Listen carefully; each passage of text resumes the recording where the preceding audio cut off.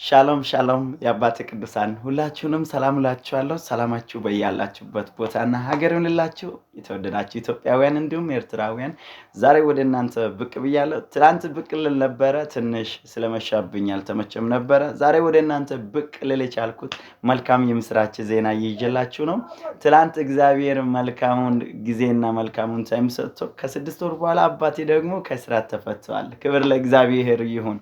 እግዚአብሔር መልካም ነው፣ የማይጥል የማይተው እግዚአብሔር መልካም ነው። በሁሉ እርሱ አዋቂ ነው። መጽሐፍ ሲናገር ስለ እናንተ የማስባችሁን ሐሳብ እኔ አውቃለሁ፣ ፍጻሜና ተስፋ ይሰጣችሁ ዘንድ የሰላም ሐሳብ ነው እንጂ የክፉ ነገር አይደለም። ክብር ለእግዚአብሔር ይሁን።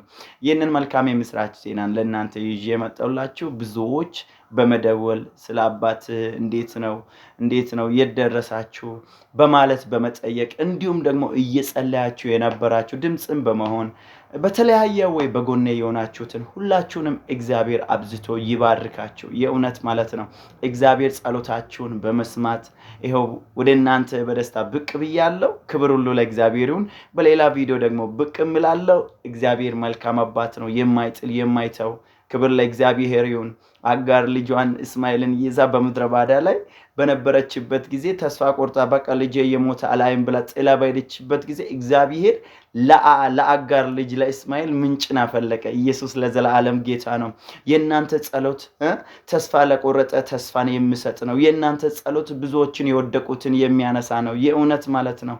በጸሎት ያሰባችሁ በተለያዩ ወዮች በጎን የሆናችሁ ሁላችሁንም ከልብ አመሰግናለሁ። አሁንም በድጋሚ እናገራለሁ፣ አባቴ ተፈቷል። እግዚአብሔር መልካም አባት ነው፣ የማይተው የማይጥል የማይንቅ አባት ስለሆነ ስለ ሁሉ ክብር ሁሉ ለእግዚአብሔር ይሁን። ከልብ አመሰግናችኋለሁ። ተመስገን ጌታዬ ሆይ። ጸጋና ሰላም ይብዛላችሁ። ይህንን መልእክት ሌሎችም እንዲሰሙ ሼር አድርጉ። ተባረኩልኝ። እወዳችኋለሁ። አይ ላቭ ዩ ሶ ማች። ሻሎም